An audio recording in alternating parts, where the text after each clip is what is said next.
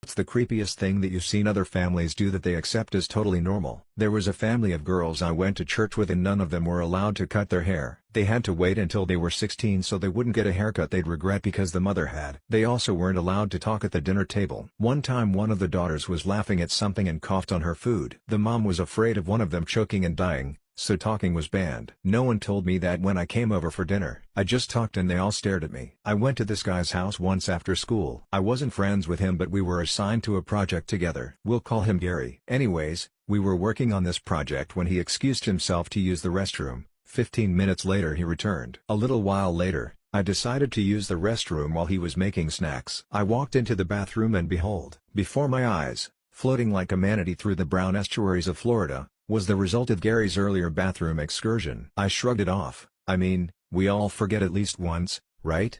Flushed for him, took a leak, flushed again, and went to work on the project. Gary's mom gets home from work a couple hours later. She nods to us and says hello politely before heading towards the back of the house. A few seconds later she returns to the kitchen where we were working and screams, "Where is it?" I jump and I'm confused, so I shoot a WTF look to Gary. Gary muttered, "It wasn't me. It was the Cosmic Costa." His mom glared at me, huffed, and walked out. Gary later explained that every day after school he would take a dump and was required to leave it in the toilet so his mom could check it. He wasn't even sick or anything, she just wanted to check it to make sure he was healthy or something. I never went back to Gary's house.